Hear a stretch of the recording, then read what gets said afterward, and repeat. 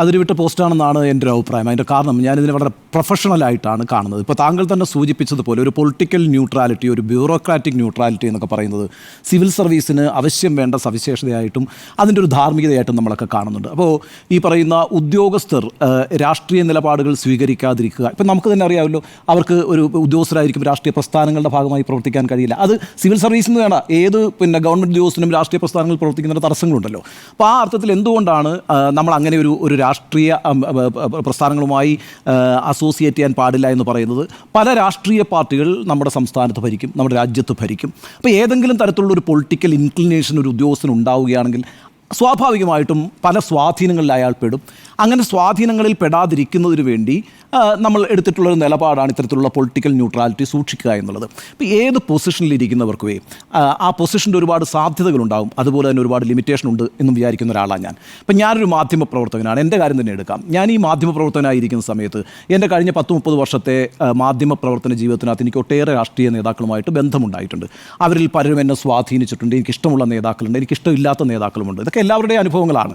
ഞാനത് എടുത്തു പറയാൻ കാരണം ഒരു മാധ്യമ പ്രവർത്തകൻ എന്ന നിലയ്ക്ക് ഞാൻ ഏതെങ്കിലും ഒരു രാഷ്ട്രീയ പ്രസ്ഥാനത്തിൻ്റെ നേതാവിനെയോ കുറിച്ച് എന്താ പറയുക പ്രശംസിക്കുകയോ അല്ലെങ്കിൽ ഇകഴ്ത്തി പറയുകയോ ഒക്കെ ചെയ്യുന്നതിന് എനിക്ക് ലിമിറ്റേഷൻസ് ഉണ്ട്. കാരണം ഞാൻ നടത്തുന്ന മാധ്യമ പ്രവർത്തനത്തെ നോക്കിക്കൊണ്ടിരിക്കുന്ന അല്ലെങ്കിൽ എന്നെ വീക്ഷിക്കുന്ന ആളുകൾക്ക് എന്നെക്കുറിച്ചൊരു ബയാസ് ഉണ്ടാകാതിരിക്കുക എന്നുള്ളത് വളരെ പ്രധാനമാണ്. അത് ഞാൻ എൻ്റെ ഒരു പ്രൊഫഷണൽ എത്തിക്സായിട്ട് സൂക്ഷിക്കേണ്ട കാര്യമാണ്. അപ്പം ഏതെങ്കിലും ഒരു രാഷ്ട്രീയ നേതാവിനെക്കുറിച്ച് ഞാൻ എഴുതുമ്പോൾ അല്ലെങ്കിൽ അദ്ദേഹത്തെ പ്രകീർത്തിച്ചുകൊണ്ട് എഴുതുമ്പോൾ ഞാൻ ചെയ്യുന്ന പ്രവൃത്തിയുമായി ബന്ധപ്പെട്ട് നിൽക്കുന്ന അനുവാചകന് അല്ലെങ്കിൽ പ്രേക്ഷകന് എന്നെക്കുറിച്ചൊരു സംശയം ഉണ്ടാകാം.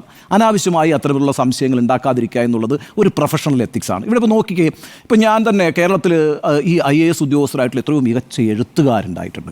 ഇപ്പോൾ മലയാറ്റൂർ രാമകൃഷ്ണൻ എന്ന് പറയുന്ന വലിയ എഴുത്തുകാരനുണ്ടായിരുന്ന ഒരു സംസ്ഥാനമല്ലേ ഇത്. അപ്പോൾ അദ്ദേഹത്തിൻ്റെ ബ്രിഗേഡിയർ കഥകൾ വായിക്കാത്ത വളരെ കുറച്ച് മലയാളികളെ ഉണ്ടാവുള്ളൂ. അദ്ദേഹത്തിൻ്റെ യന്ത്രം പോലൊരു നോവൽ എത്ര കോപ്പികളാണ് വിറ്റഴിക്കപ്പെട്ടിട്ടുള്ളത്.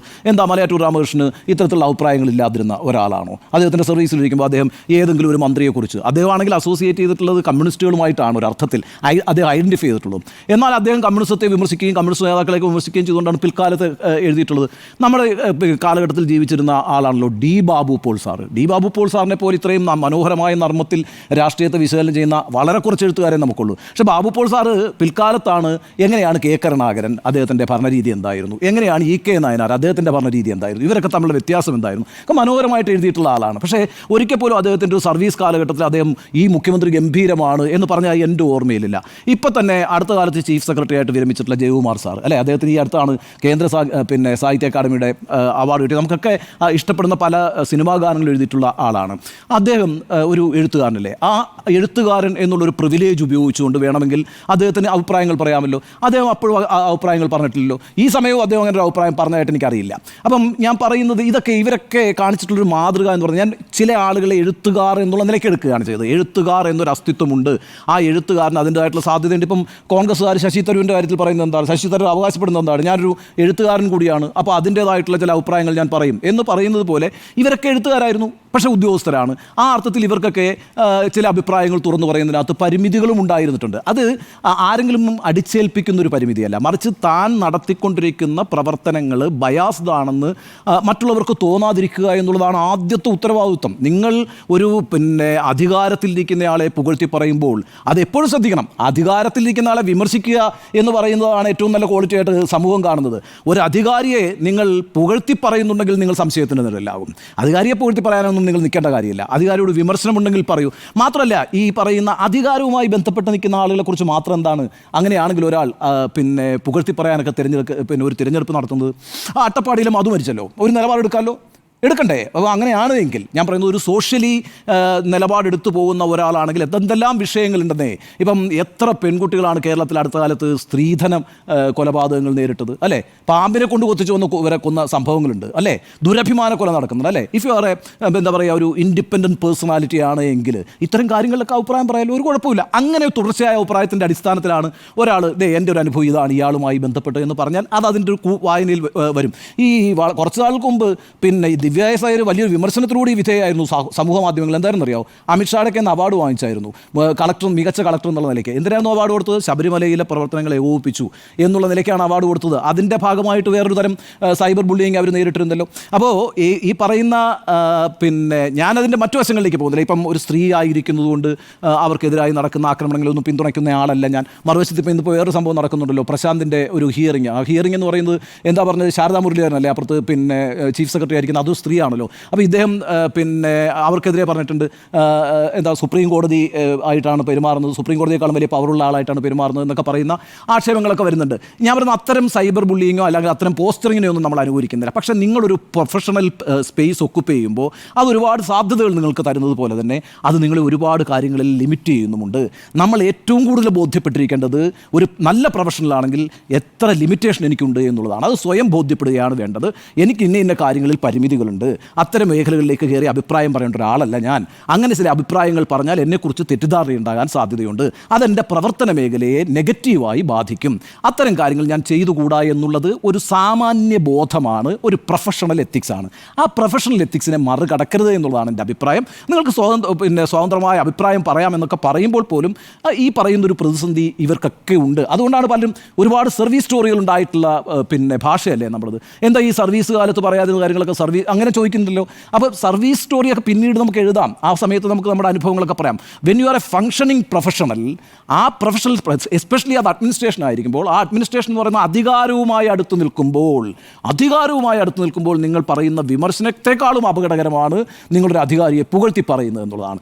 അധികാരിയെ പുകഴ്ത്തി പറയാൻ വേണ്ടിയിട്ട് നിങ്ങളൊരാളായി നിൽക്കരുത് ഒരിടത്തും. അതിന് എത്ര സ്വാധീനിക്കപ്പെട്ടാൽ പോലും അത് പാടില്ല.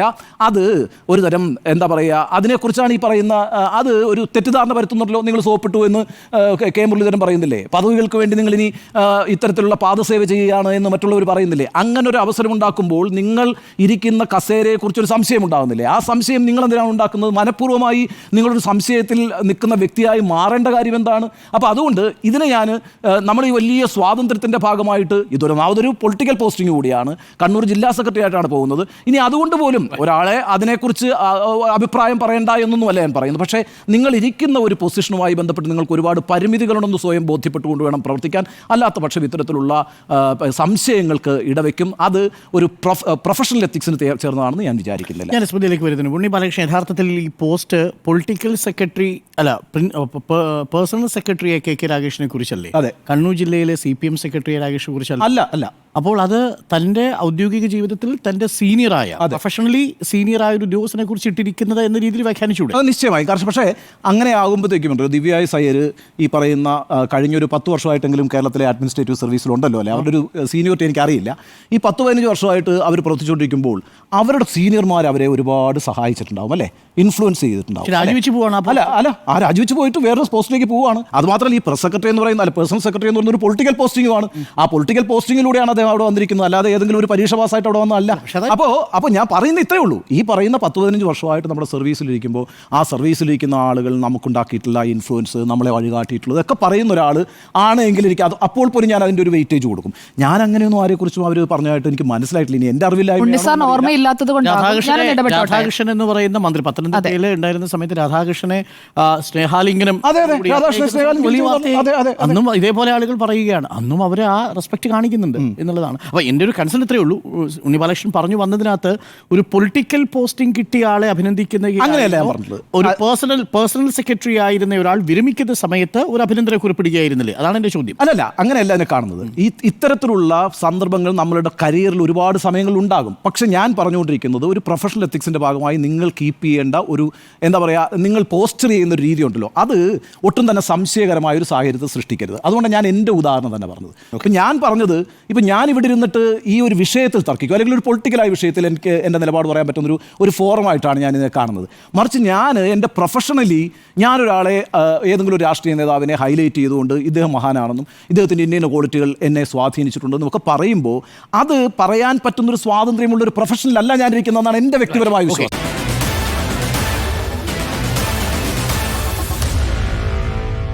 Meet the editors.